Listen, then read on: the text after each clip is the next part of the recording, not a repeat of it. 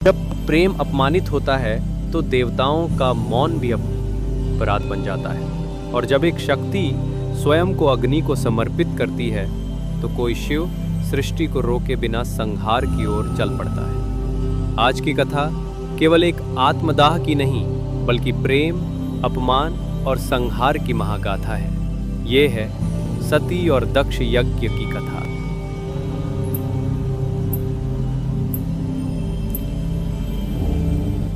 दक्ष प्रजापति ब्रह्मा का पुत्र और एक महान सृष्टिकर्ता, लेकिन जो जितना बड़ा होता है उसका अहंकार भी उतना ही गहरा हो सकता है। अपनी कीर्ति दिखाने के लिए दक्ष ने रचा एक महायज्ञ। संपूर्ण देवता आमंत्रित थे, इंद्र, अग्नि, वरुण, वायु, सूर्य, स्वयं विष्णु तक। लेकिन एक नाम अनुपस्थित था, शिव, देवों के देव, त्रिनेत्रधारी महाकाल। उनके लिए न तो आमंत्रण था न श्रद्धा।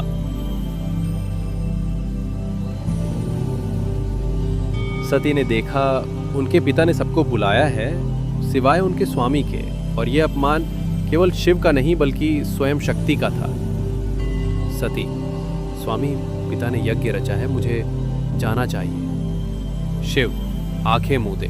जहां आमंत्रण में श्रद्धा ना हो वहां उपस्थिति केवल अपमान को जन्म देती है। मैं नहीं जाऊंगा, और तुम्हें भी नहीं जाना चाहिए। पर सती केवल पत्नी नहीं थी, वो एक पुत्री भी थी, और बेटी पिता की अनदेखी को अनदेखा नहीं कर सकी। शिव की मूक अनुमति के बिना वो चल पड़ी अकेली उस यज्ञशाला की ओर।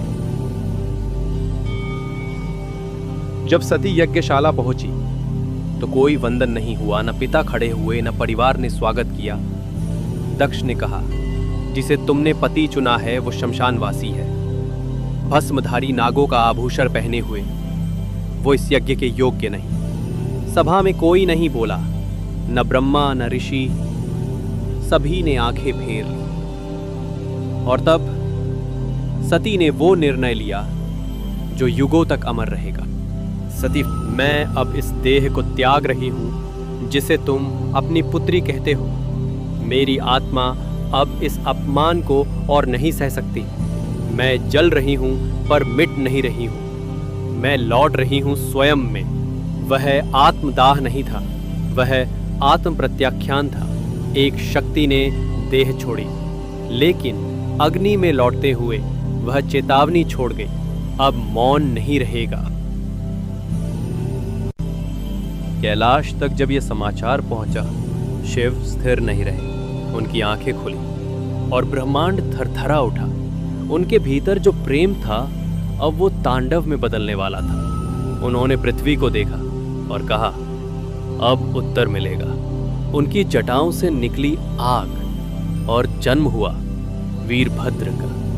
वो क्षण अब दूर नहीं जब सभा टूटेगी, देव भागेंगे और यज्ञ कुंड में गिरेगा अहंकार। क्योंकि शक्ति जब अपमानित होती है तो संहार शिव की सबसे प्रिय साधना बन जाती है। प्रेम और अपमान के बीच जो अग्नि जलती है वही एक दिन तांडव बनती है। अब कोई सभा नहीं बचेगी, अब कोई घमंड नहीं टिकेगा, क्योंकि शिव मौन नहीं है। अब सब्र नहीं, अब न्याय होगा, और वो आएगा जो केवल सृष्टि नहीं, अहंकार का अंत लाएगा। हर हर महादेव। वीडियो को लाइक करें, सब्सक्राइब करें और इस कथा को साझा करें।